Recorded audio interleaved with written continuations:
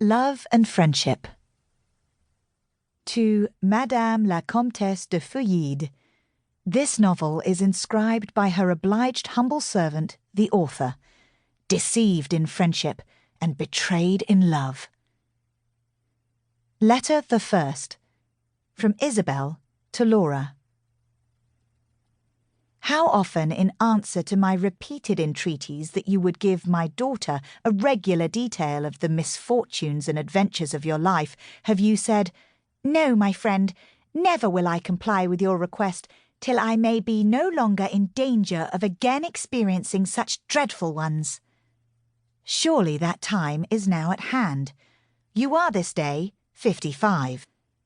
If a woman may ever be said to be in safety from the determined perseverance of disagreeable lovers and the cruel persecutions of obstinate fathers, surely it must be at such a time of life. Isabel. Letter Second. Laura to Isabel.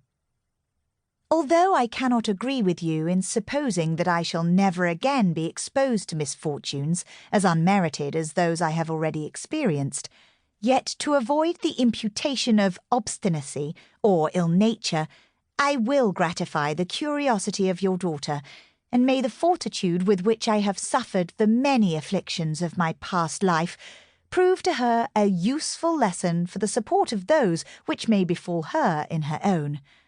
Laura. Letter Third. Laura to Marianne. As the daughter of my most intimate friend, I think you entitled to that knowledge of my unhappy story, which your mother has so often solicited me to give you.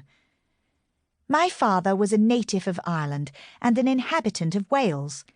My mother was the natural daughter of a Scottish peer by an Italian opera girl. I was born in Spain and received my education at a convent in France.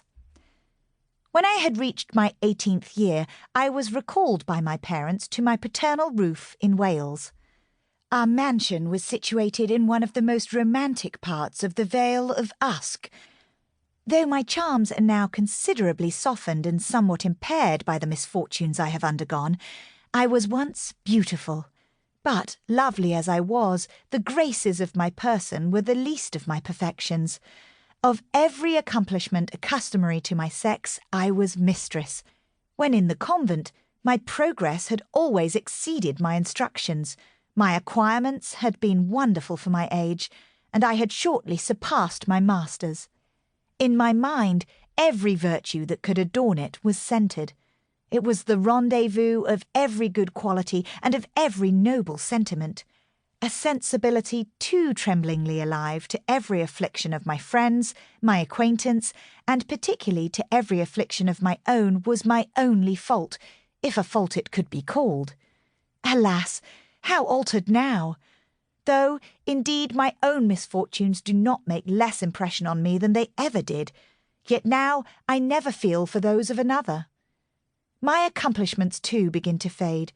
I can neither sing so well nor dance so gracefully as I once did, and I have entirely forgot the minuet de la cour. Adieu, Laura. Letter Fourth. Laura to Marianne. Our neighbourhood was small, for it consisted only of your mother. She may probably have already told you that being left by her parents in indigent circumstances, she had retired into Wales on economical motives. There it was our friendship first commenced. Isabel was then 21. Though pleasing both in her person and manners, between ourselves, she never possessed the 100th part of my beauty or accomplishments. Isabel had seen the world. She had passed 2 years at one of the first boarding schools in London, had spent a fortnight in Bath, and had supped one night in Southampton. "Beware, my Laura," she would often say, "beware of the insipid vanities and idle dissipations of the metropolis of England. Beware of the unmeaning luxuries of Bath, and of the stinking fish of Southampton." "Alas!"